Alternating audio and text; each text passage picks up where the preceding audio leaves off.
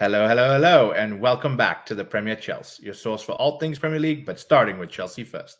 Coming to you on your speakers and headsets. Good morning, good afternoon, good evening. As you can see, if you're on YouTube, Rahul and I are finally together for an episode. I think it's been a year since we've done this in person, right, Rahul? It has, and I can actually touch him. It's not a technology gimmick. It is actually real. So maybe the banter will be a little different today. It's going to be a little bit more back and forth, hopefully. It's not been easy to be a Chelsea fan, and I think we've been saying this for the last month and a half, 2 months. All maybe. season, man. Pretty much all season has been horrible. So do you want to break down maybe the review of the most previous game against Arsenal? And listen, before you do that, I had a feeling we would turn our fortunes. We would come back in this game. We would do something, but yeah, let me pass it over to you. Why don't you take us through the starting 11? It's interesting because I think every point at this season we've been like, well, maybe this is the game where we'll show up and do something, or maybe this is the game we'll show up and do something, and it hasn't. It hasn't been the case, and I don't know why. Maybe it's blind faith. Maybe it's just being a fan, and that's what we do is we hope, but it's a hope that kills you. And no, it wasn't. It wasn't this game. I don't think it's going to be any other games this season, and I'm actually genuinely concerned about next season too. We'll talk a little bit about relegation fight in a minute, but let's jump into Arsenal. Do you want to take us through the starting 11? Yes. So Kepa in goal, back four this time of Azpilicueta, Fofana, Thiago Silva, and Ben Chilwell, which was an interesting switch because you know what we've been saying: go to a back three, and now we go to a back four. A midfield of Kanté, Enzo, and Kovacic. I think that's kind of the standard midfield we've been getting. And then Madueke gets a start. And even more surprising, Aubameyang gets a start. And not as surprising as Sterling on the other side. Listen, it's interesting because all season long, no matter who the manager has been, who we start, Chelsea fans have a complaint. And I think what's important to note is we didn't get Mudryk, and I know a lot of Chelsea fans were calling for Mudryk to start this game, but we got Madueke, who is young, exciting, energetic, fast, full of energy. We got Aubameyang, who has some bad blood and some history against Arsenal. And I don't think Frank could have done much right or much wrong. And I think no matter who we pick, Chelsea fans are going to have an issue. And I think this is interesting, right? We pick Mudryk and people scream and say, he's not very good, he's poor, he's slow. But the next game when we don't pick him, there's the same complaint. So I'm not going to pick on Frank too much for the starting 11. I think he's got a strong midfield in Fernandes, Kanté, and Kovacic. It seems to strike a balance, but I think maybe the starting 11 is where everything ends after that. There's not much more to say for the first 30 minutes other than it was carnage, man. It definitely was. It was. And I don't think we started off well. I mean, did we kick off? I can't remember at this point, but either way, I think we started off and you could tell Arsenal were focused. Arsenal were the team that were up for it. And it's a London derby, and that's weird to say that Chelsea just weren't up for it, but that's been the case this season where I don't know. I don't know what we're doing in training. It sounds like we don't have much training because of just recovery and moving to the next game. But Arsenal came into this game wanting to put their, I think, 4 games without a win, put that right and get back into the title race. And Chelsea came into this, was it 5 games without a win? And there was no sign of, we want to fix this, we want to change this. You and I were saying, this is the game, you have to do it, have faith, believe, stop Arsenal. We put out all those reels on Instagram. I think that it ended with our episode because it didn't make it out on the pitch. Look, I think that's what's important is we hoped maybe is a better word, that when you're playing Arsenal, a rival, a team that we've made so much fun of for years, at some point they're going to wake up. And I think you said that at some point in the season, something has to click. But we get into the game, and I'm looking at the stats here. It's crazy. I think 18 minutes in, Martin Odegaard scores. And to be honest with you, this is just my opinion. Most of the game is a blur. And I think it's just because it was so one-sided for that first half. It was just like, we are crumbling right now. So really quickly, Martin Odegaard in the 18th minute, 31st minute, he scores again. And you go, you know what, 2-0. We haven't scored 2 goals in a long time, but maybe we can come back. But a few minutes later, Gabriel Jesus makes it 3-0 in the 34th minute. And I think at that point, the game's over. I'm not sure what else we could have done. The game was over in the 18th minute because you know how fragile the confidence is, how fragile the team is really. Yeah. When we concede the first goal, I can't remember the last time we came back from being a goal down. Maybe Leicester, we came back from being tied, but we were up and they scored and we took the second goal. So as soon as Odegaard scored, and you have to ask questions, Jackie, because Odegaard kind of plays as that number 10, you want to call it. And he plays in between the midfield and the defense. And with the three midfielders that we have, you expect someone to pick him up, but everyone kind of gets dragged towards the ball, which is out on Azpilicueta's side. Raheem Sterling lets Odegaard float. And it's not just the first goal for me, it's the second goal, which is basically just you could just watch the first goal again for the second goal and be like, it was basically the same thing where someone loses Odegaard in between the lines. And that's what they do is they see the space, they see Chelsea are too wide. And I don't know if that's down to Lampard, because we know we've had issues with defending with him, or it's just the players who were like, well, we're one down. We don't have the confidence. So I don't think we're coming back. Right. And I don't, it's frustrating. I mean, we come in week after week, and I know usually we're screens apart, but this time even sitting together, I'm like, what more is there? Like, we could analyze this for days and nothing's changing. For this week, we had to bring a little adult beverage along to maybe mourn our sorrows a little bit and kind of figure out what's going on. Let's talk about Frank Lampard for just a minute, because he has been a topic that's come up week after week after week. And some Chelsea fans, myself, will always love Frank Lampard. I know you will as well, for what he did for us as a player. And in fact, even his first season as a manager, I thought he did very well to get us into a good spot, given all the challenges we had at that point in time. He's had one win in 19, maybe 20 Premier League games at this point in time. We struggled under Graham Potter with the fact that we could not score goals, but we had a relatively good defense. I mean, we were drawing games. Yeah. Frank comes in, and the Frank we remember, Rahul, was 4-4 against Ajax. And so I think here's 4 goals coming in. Okay, we'll concede 4, but football's going to get exciting. We've gotten worse. We concede goals and we can't score. It's the worst match made in hell, dare I say. And I hate speaking ill about Frank, because I love Frank. What are your thoughts on him? And I think it's important for me to bring up this discussion, because is it Frank's tactics alone, or are these players have they just given up? I think it's a great question, and it's got to be a little bit of both, right? Because you have tactics, you trust the players to go out and perform to those tactics. But then I look at it and I'm like, this isn't the first time we've had an interim manager, right? In the past, we've had Hiddink come in, we have Di Matteo who came in and won us the Champions League. So every time there's a managerial change, you expect there to be a reaction. You expect there to be players performing. You expect players to pull it up a little bit. Jackie, this interim experiment, in this case, 6 games now, no wins. And you can't just say, it's all on Lampard. Of course it is on Lampard, because you look back and you look at the Everton record that he's had, and I think it was 1 win in like 12 before this. So yes, a part of the blame is on Lampard, but I mean, we're talking about World Cup winners here, N'Golo Kante, Enzo. We're talking about players that won the Champions League just 2 years ago within this squad, and now we can't find a win. And if Todd Bowley wanted to buy a win, I don't think we could buy one either. It's got to a very difficult point in time, and I don't see it getting better. We'll talk about Bournemouth maybe a little bit later here and figure out what's going on there. But for this particular situation, you kind of look at it and you go, I'm not sure what was going to happen in that second half. And I think Frank probably didn't know either. But let's talk about our best goal of the month, our worst goal of the month, our only goal of the month, I guess is the easy way to say that. And Nani Madueke. And I want to bring him up because I'm pleased for him, for the young man. And I said it earlier, is he always offers a bright spark. He's always running. He's always bringing that energy. Not the prettiest goal, maybe I'll say, is he kind of bundles it in.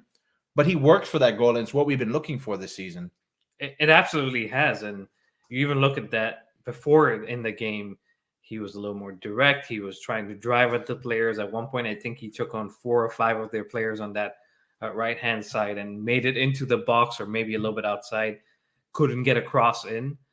But he always had that drive to be like, the boss has trusted me with this game. I'm playing for Chelsea. I'm playing for against Arsenal, the London derby.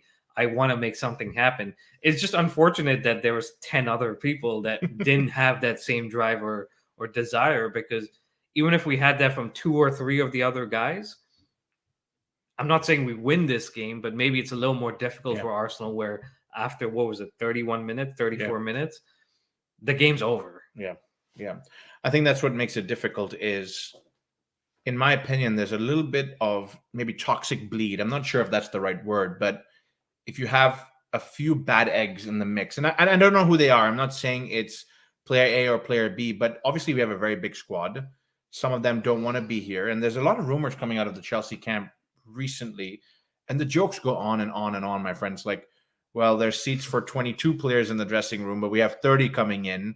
So some have to sit on the floor, or some have to change outside. And I don't know how much of it is true. But at some point, if you're that guy that gets kicked outside the dressing room or has to sit on the floor, you're going to share your displeasure at being at a multi-million-dollar club, making hundreds of thousands of dollars, pounds a week, and you don't have a place to change. It's just going to breed that toxicity. And I hope it doesn't stick. By that, I know we have to have a big clean out this summer. I know we have to make changes. And the players that stick behind, I hope they can come in with fresh mentalities and fresh minds and not have to do this. But coming back to the Arsenal game, Rahul, one thing I did notice is we have been pretty good all season with having a good amount of possession. For the first time in a game, I think we went under the maximum possession or the majority team controlling the game. And it just looked like there's not much more we can say or do at this point. We're just kind of struggling. We just have to get to the end of the season, honestly, because I think we come in week after week and we're like, let's be positive and Chelsea going to turn it around at some point. And they're not, Jackie. I really don't see where and how this turns around. Now, I sit here and say that I'm sure this weekend they'll turn it around and suddenly we'll be like, whoa. But it's one of those things where fans are like, at some point, something's got to change, right? Yeah. Something's got to give. We've got to get a fluke goal or two. The other team maybe get a red card. Like, you know how crazy football is. And none of that is going in our favor at this point. Even the goal we score, yes, at that point it's 3-1. Well, I don't remember what time it was, but it was pretty early in that second half where you could say if Chelsea get the next one here, they could make it uncomfortable. But we never did. And I don't know. I mean, like, Bournemouth's coming up after that. Nottingham Forest, Man City, Man United, Newcastle.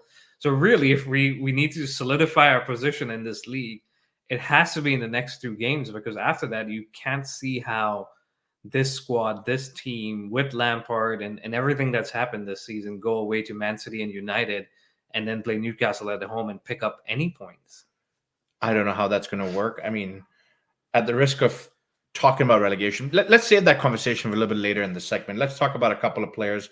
Aubameyang got a hard time with the Arsenal fans, and I think we knew that was going to happen. He has to rise to the occasion. Unfortunately, he doesn't.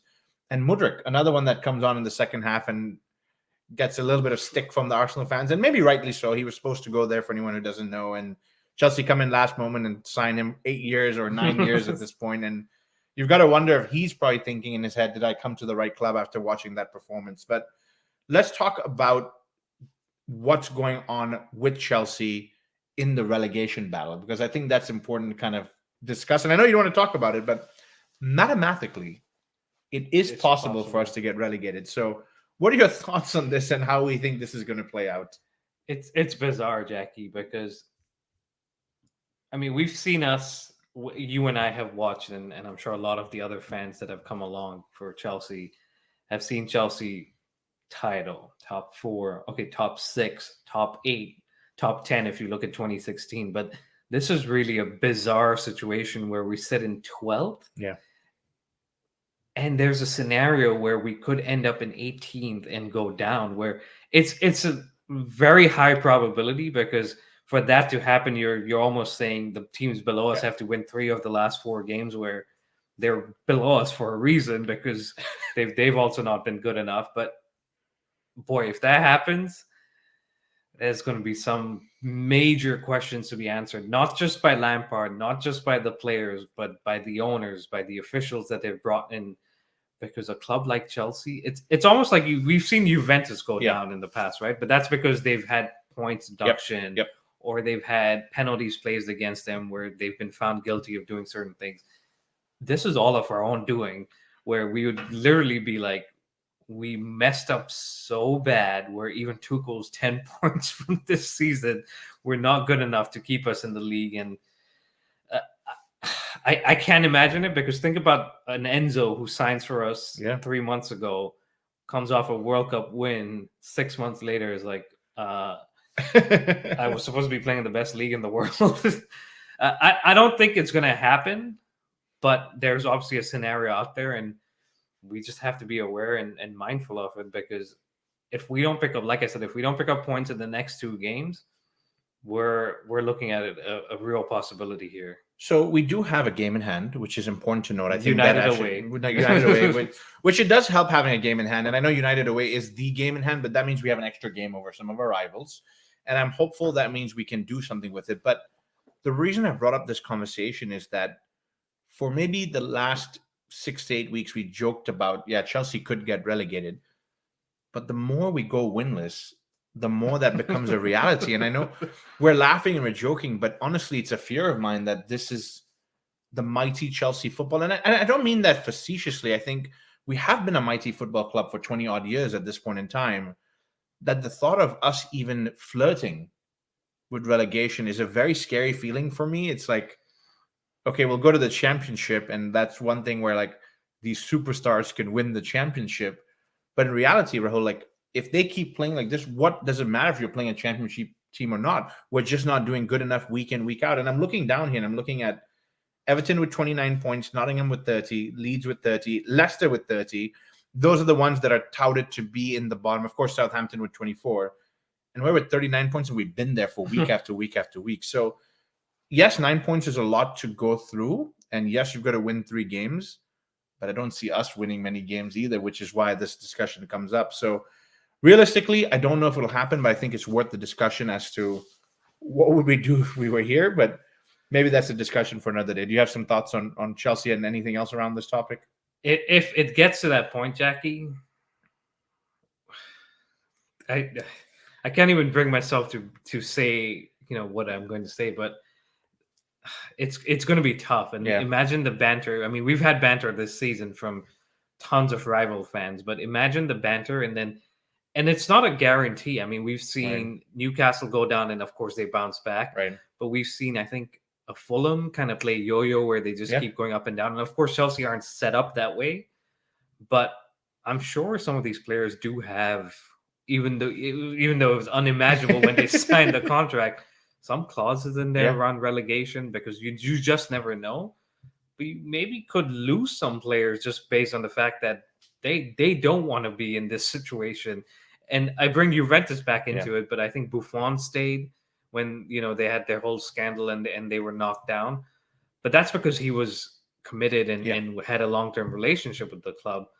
I'm looking at a current squad, and maybe a 𝐟𝐵𝐺, a Loftus-Cheek, a Mason Mount, who, by the way, will probably leave on a free the following year, would want to stay. But it's just unimaginable. And I honestly want us to come out in the next 2 games and just pick up 1-2 points. Let's just get over this 40-point mark, because luckily we're running out of games, which is good. Because if maybe we had 10 more games, I would be losing some hair. Listen, the joke we make about playing at Stoke on a rainy Wednesday night becomes a reality, which is no disrespect to Stoke. It's just the jokes that we've been making for a long time. But it is a scary reality to think of, and what we've invested in this football club and what would end up being of this football club. Because you've got to imagine that, a lot of these guys would leave, and then what happens and how do you come back up? But I don't want to talk about that topic too much more because it's giving me anxiety, and we'll figure out how to get past that in a little bit. But ultimately, we lose that game. We're struggling. We're sitting in 12th with 39 points, which is already crazy enough. Let's talk about the managerial changes that are coming. At this point, it seems like Mauricio Pochettino would be the guy coming in. I know we've talked a little bit about him. If we continue in this form, and I think I've asked you this before, but we're taking Chelsea day by minute at this point in time with how we're behaving. Does it even make sense for him to come in and try and change things at this point if we're struggling and maybe lose a couple more games? You mean if he takes over earlier than waiting till the summertime? It doesn't make any sense, because we're going to have a fifth manager this season to come in and save us from getting relegated. I think it would honestly, yes, maybe we would get a boost, but we thought we'd get a boost from Lampard. We thought we'd get a boost from Potter, which we did for about 6 weeks. So if I was Pochettino, I'm looking and I'm like, if you survive, then yes, let's talk about, finalizing these details, but let me see where you end up. Yeah. Because imagine he comes in, we get relegated. What's he going to stay with us in the championship? I highly doubt so. Honestly, I think Lampard should just see the season out, just because we know it's very, very highly unlikely that we would get relegated. And maybe if he saves us, we could see him from the scenes we saw last year with Everton, where he's up on the terrace and the fans have taken over the pitch, which honestly wouldn't be a bad thing at the Bridge at this point, because we'd have something to celebrate. Yeah. But no, I would wait if I was Pochettino. I'd wait if I was the club, because 5 managers in the seat, like the players are going to be confused at this point. Like, you want to play a back 4, you want to play a back 3, you want to play, I don't know, a striker, you don't want to play a striker, you want to play a holding, whatever, right? So just let Pochettino come in the summer, and that's not it, Jackie. I've said this before. Pochettino is one piece that comes in and fixes an issue that we've had all season once Tuchel left. But he still can't manage 30, 32, 33 players. So that's one piece that needs to be fixed. There's players coming back from loan that need to be addressed. We need a striker that we've spoken about. Is it Lukaku? Is it someone else? There's still key positions in this field, in this game, in this team, I beg your pardon, that need to be addressed. And we can't do that right now because we don't have a manager. We need to move players on. And it's almost like last year, where we were in that takeover phase and we couldn't do anything for the summer until that was done. And we were almost behind the 8 ball, where, okay, now we have to sign a Sterling, we have to sign a Koulibaly, we have to bring Aubameyang on the last day. And it's just a mess, and it's chaotic. One of the best seasons we had in the last 10 years is that Jose Mourinho's second season, where Costa and Fabregas were done in June. Yep. And we said, they're coming in, we have a good squad, we're going to push for the title. And we pushed for the title, and we were first from the first day to the last day of the season. Yep. Of course, the next season didn't go to plan, but when you do your business early, it allows a coach to come in and focus and get things in place, versus the chaos of, he's leaving, but that one's coming, but he's going to be going, but that one's going on loan, and who are we bring? I really want to avoid that this season, but I don't think we will. Yeah, and listen, I don't want to get too deep into transfer talk right now, because I know there's going to be a crazy exit at the very least in Stamford Bridge in the summertime. But I remember when you and I followed Chelsea in the summertime, they were already here for preseason, and Raheem Sterling was signed while they were in preseason, and Koulibaly was not ready, and Cucurella had just come in, and even after preseason's over and we're playing Champions League nights, Aubameyang's getting signed last minute. So lots of changes that were happening and going on that dragged out. And so hopefully the team, and I don't say the ownership, I say the team, have a plan to offload as many players as they can as soon as possible. But if they do want to bring in some players, if we can afford it, if we're in the Premier League, we can cross that bridge and try and get it done sooner. But listen, let's stop talking about Chelsea, because I'm out of my adult beverage here, and I'm going to need that to continue talking about Chelsea. Let's talk about some of our rivals, or who we used to call our rivals.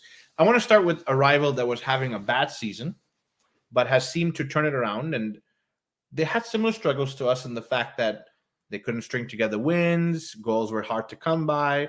They signed a new striker and was not making it work, but they're sitting 5th in the table now, and that's Liverpool. Liverpool versus Fulham. Jurgen Klopp has some interesting personality things, and maybe we can talk about that in a minute. But what do you make of him turning it around so far, with the issues, with the complaints he's had so far this season?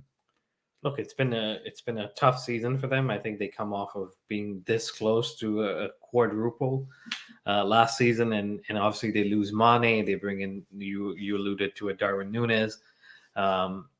And they brought him in early, if they were talking about signing players early, and it still hasn't worked out. But you've seen flashes, you've seen moments where he has gotten goals, he has gotten assists. But I think as fans, and especially in the Premier League, when you sign someone for big money, not just the club fans, but everyone outside is like, if he doesn't perform in the next 3 games, he's a flop. Yeah.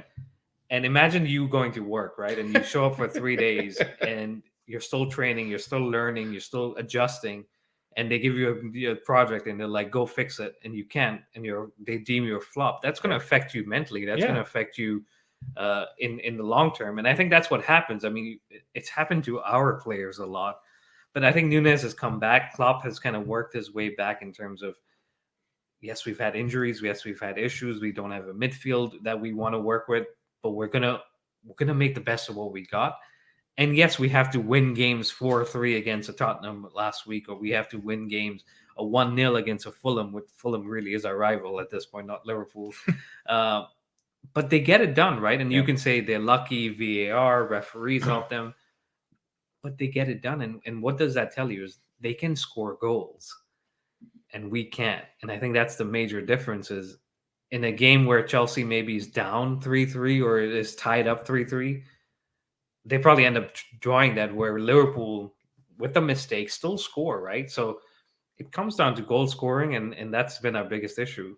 And maybe a little more resilience, a little bit of ability to bounce back from a tough patch in the season. I feel like we had our tough patch towards the end of, before the World Cup, and we weren't able to dig our way out of it. We had a little bit of a breather there, but just were not able to. I think with Jurgen Klopp also, you kind of get what you see every day. Jurgen Klopp kind of wears his heart on his sleeve. He said some interesting things about referees and what they said to him. He celebrated Paul's hamstring early on in the week as well. So he's a passionate manager, and I think that's what we're looking for in the next manager we get into. But I don't want to dive too deep into some of the refereeing decisions and stuff that went on. Let's move on and talk about Manchester City. They have set the precedents, and they have figured out towards the second half of the season how to win a league. For the longest time, we said this was Arsenal's league to lose. And I'm not trying to jinx it, but I think they've lost it. And now it's Manchester City's league to lose at this point in time. So 3-0, business as usual. But I want you to talk a little bit about the mercurial Erling Haaland. And what would a Chelsea season be if he had joined us? We would ruin him. He would not be breaking the Premier League goal scoring record. He would not be the Golden Boot winner, even though he has been crowned. I think he's pretty close. Yeah. And look, I think last season, or right after we won the Champions League, we were in for Haaland. I think we were even like, we'll pay above the release clause. Let's work something out. We didn't. And ultimately he goes to Man City. And Man City, Jacky, played without a striker for 2, maybe 3 seasons. And you can say Jesus was there. Sure. But they didn't use him as a striker. They put him out on the right. You could say they played a false 9 when you have a false 9 of maybe a De Bruyne or Gundogan or even a Sterling in a City shirt, it's a whole different ball game. Sure, it is. But you put in a Haaland in there, and this is they played in the Community Shield, Jacky, and he missed a sitter. He's a flop. He's going to have the worst season ever. He's not going to cut it. He's not meant for the Premier. 35 goals with 5 games to go. Anyone that disrespected him needs to look at themselves and needs to maybe even like apologize to the guy, because sure, he could be anonymous for 99% of the game, but that 1% where you need him, he's going to score. And that's what happened in that West Ham game, where I think he was struggling. They did well to keep him out. But that one ball that they slid into him, what a finish, Jacky. He lobs it over the goalie. And I think we've seen it where we've had strikers where maybe they second guess and they say, do I chip him? Do I go around him? And by then the opportunity is gone. He knew immediately what he wanted to do. As soon as he looks up, the goalie's coming out. He's like, I'm going to chip him. And that's what I'm going to do. And what I'd do for a goal scoring player like that. But I think City they're just, a foundation is there where it doesn't matter who you are. You could be the best player. You could have the best potential coming up. You come into that squad, you work hard, you're going to perform and do well. With Haaland, the one thing that gets to me is his mentality. And I think you touched on Darwin Núñez, and I don't think it was in a negative form. You said he had a bad start to the season. And I don't even think it was bad. He was missing a couple of games or a couple of goals, and he was labeled a flop. And it's happened to many a player. And Chelsea have had so many strikers that have been labeled a flop, and they've had little spurts of good times, and it just goes bad. With Haaland, I think he was labeled a flop several times. When he misses a sitter in the first time, he's a flop. He starts to get into this rhythm of scoring goals. Oh, but he can't bring in the other team players into the game. Oh, he's a flop. He's not that type of player. He works on that. He brings that in. Oh, he's a flop. Oh, he's not going to do it in the Champions League scene. 5 goals in one game, and he still wants more. And I think for me, every time someone, the media specifically, goes out and attacks him and says he's a flop or he can't do this or he's weak at this, it's almost like he hears it and says, I'm going to take that and work on it and become an even better player. And that's all I've seen this season.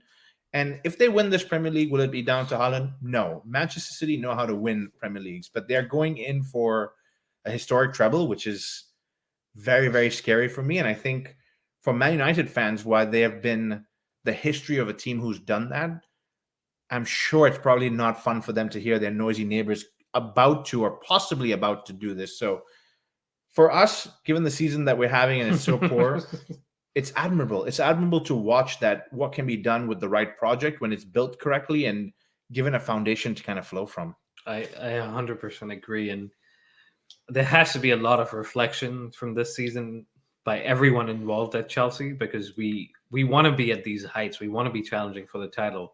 But we can't do that without the right foundation and the base that we can build off of. And this summer, this next season has to provide that foundation. Yeah. I'm not saying we need to go win everything that we're in for next season and do a domestic treble, but we certainly can't be sitting in 12th or lower at this point of the season and talking about relegation, because that's just not what Chelsea are about.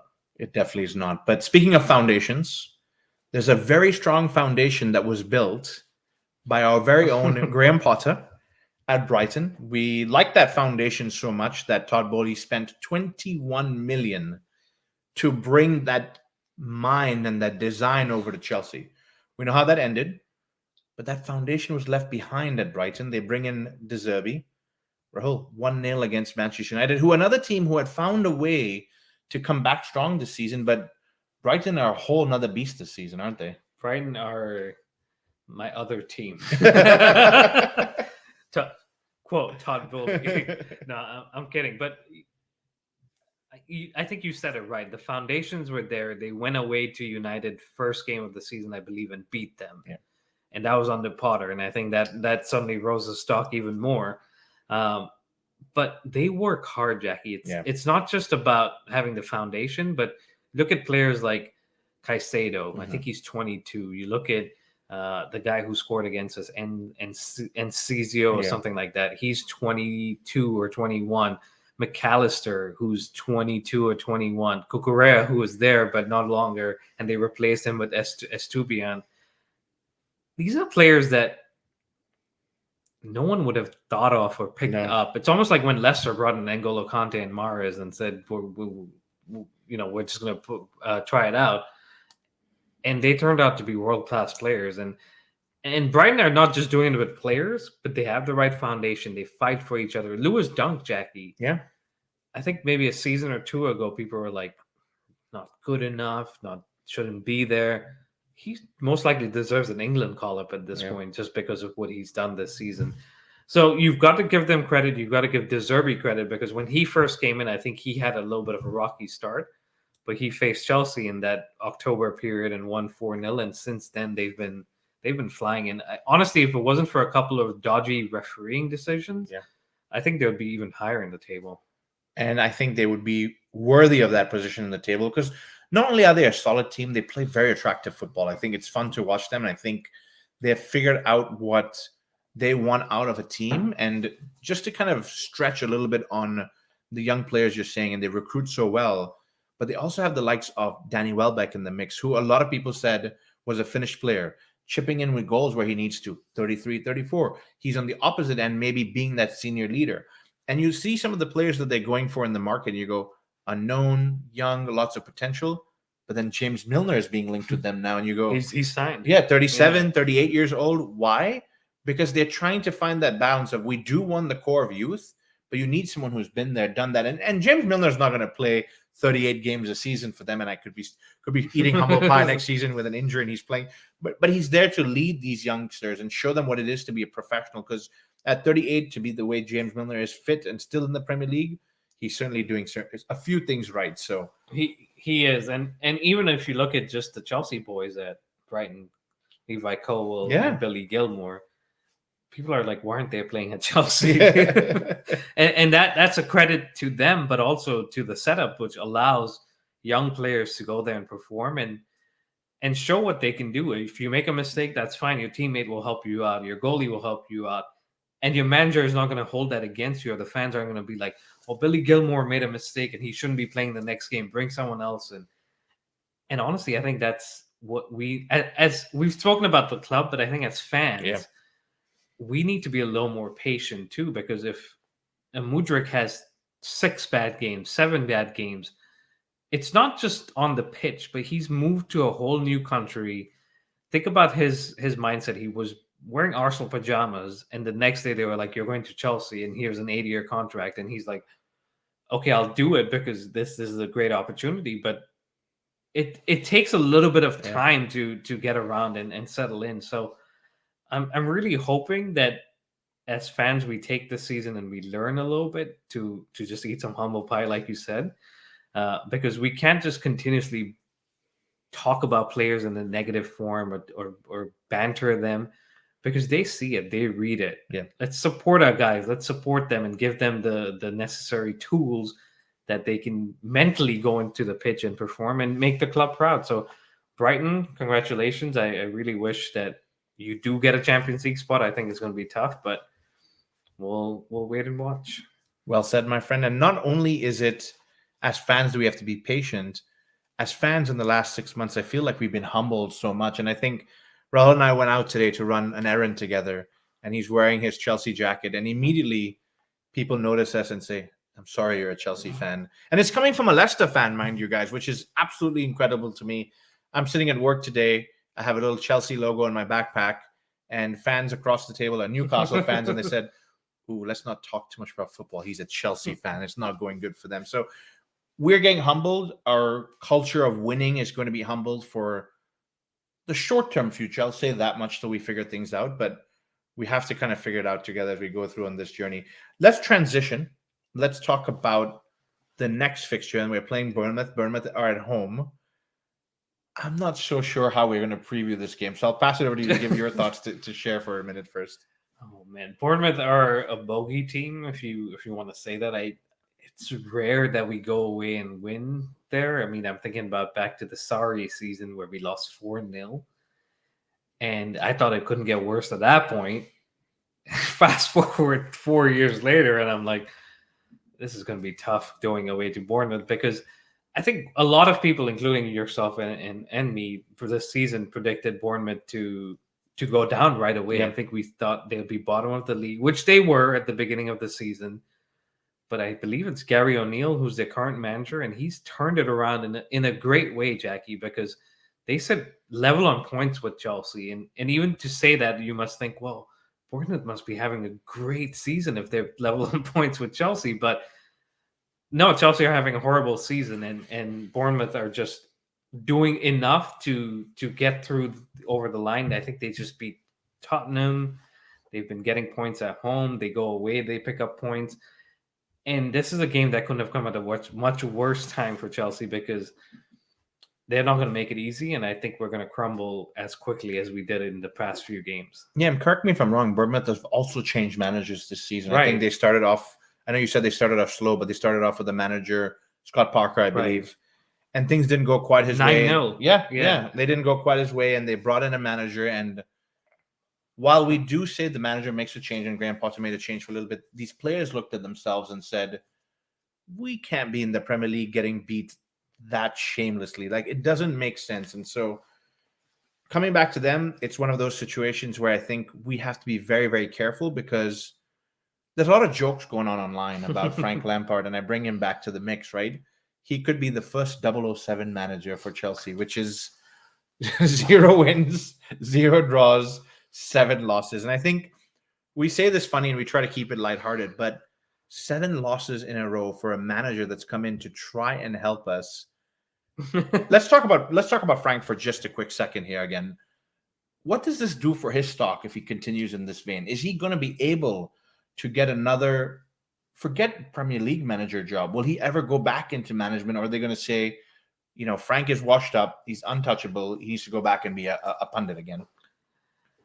I mean, you would think that this is it. I mean, if Frank wasn't British or English and wasn't a legend of Chelsea and even just in general in terms of footballing, I I think that you would definitely say this is it, but you just don't know. I mean, you look at Javi Garcia, who failed before at Watford, shows up at Leeds, gets fired again. Sam Allardyce is in. So you just don't know. But I honestly, I mean, we've seen Frank Lampard growing up, right? And you hear the interviews, you see him in the press. He always comes off as a person that's very smart, very intelligent. And for him to be going through this patch without making some changes or taking up jobs that are questionable, like Everton last season when they were struggling, of course he saves them, stays with them, gets fired, comes back to Chelsea, and I'm like, why, Frank? I mean, I love the man, right? But I love the player. Frank, the manager, is a different question, and I think I'm like, why, Frank? Why are you doing this to yourself? Just take a step back and maybe it's the pride, it's the ego. Yeah. I don't know. But honestly, I don't see him coming back into any top level job in England. I might be wrong. And that's tough to admit, right? Because I think while we do recognize Frank has not been a great manager in the last 2.5 years, obviously second season in Chelsea, Everton, and now the most recent 007 upcoming, which I hope is not upcoming. I'm just being facetious. But it does seem like a disappointing way to go out. And I think in my head, he probably took this Chelsea job, yes, to help us, which I know I'll be forever grateful. I don't know if I'm going to be grateful because of the situation, but happy that he was able to step in when we need him. But I wonder if it sits in his mind and says, yeah, this is going to be it for me. Wouldn't you want to go out on a high? And maybe he's trying everything he can. Maybe he is. I don't know. But it's getting to the part of the segment, Rahul, where it's difficult. Let's do a predicted 11.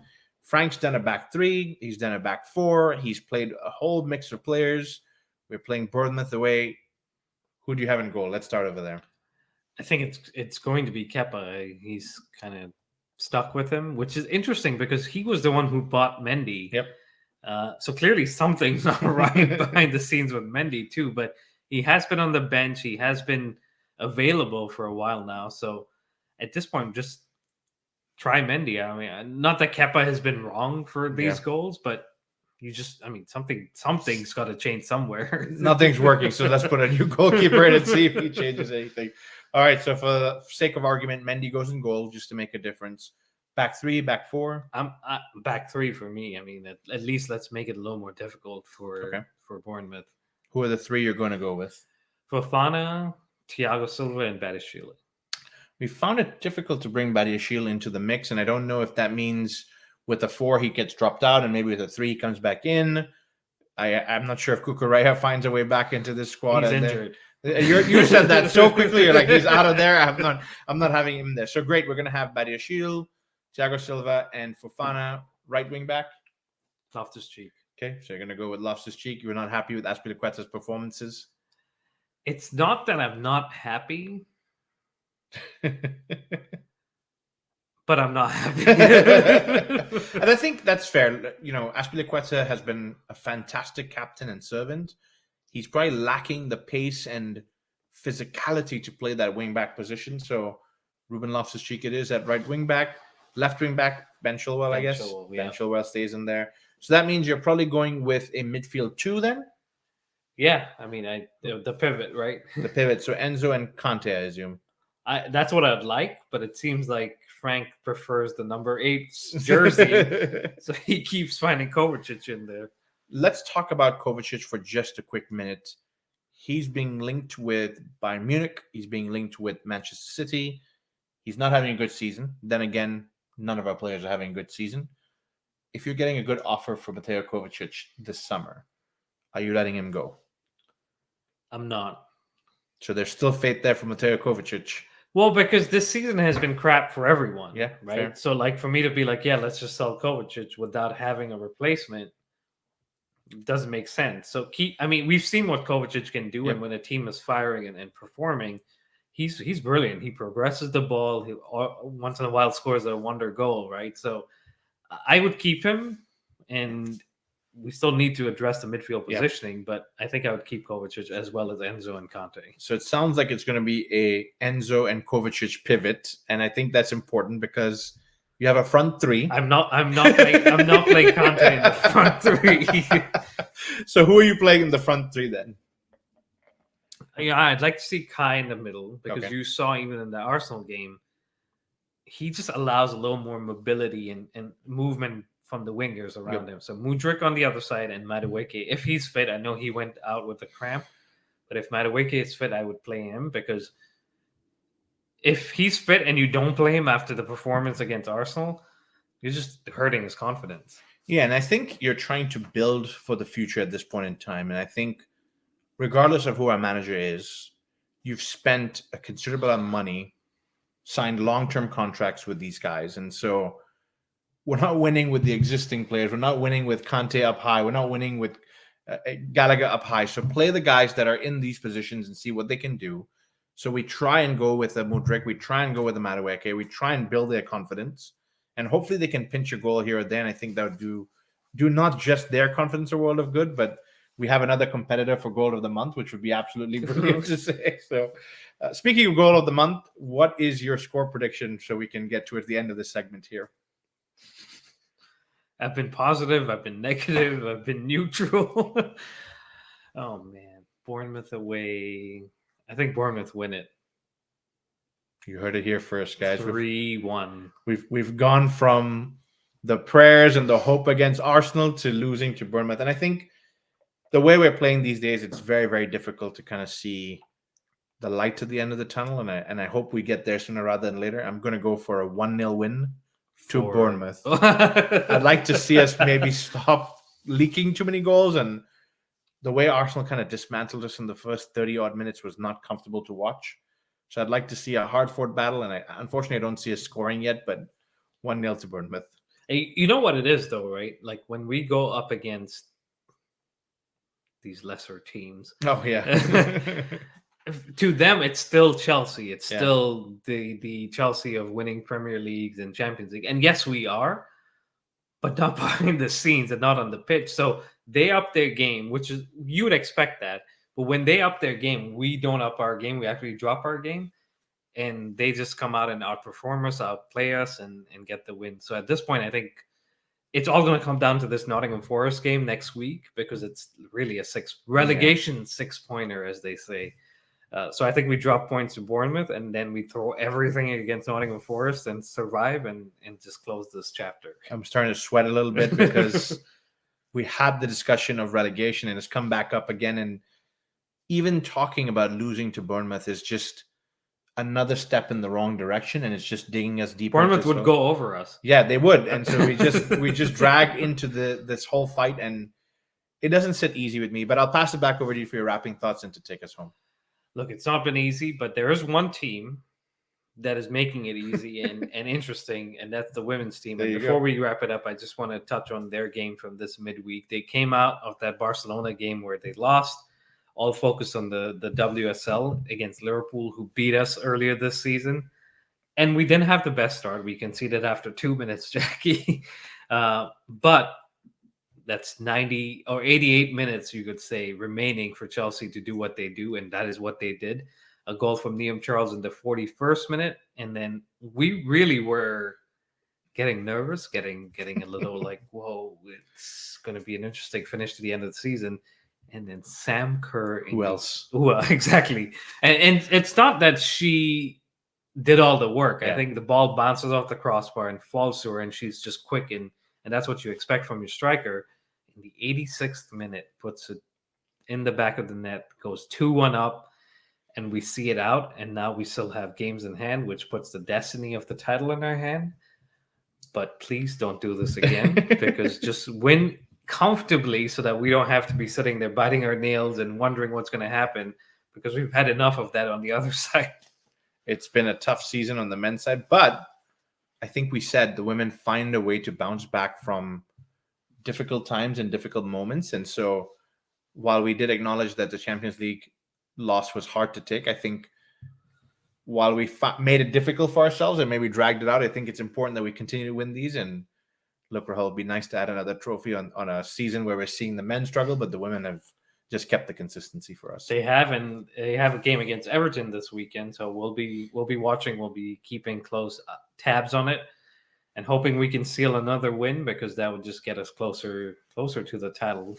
Fingers crossed. But that wraps it up, guys.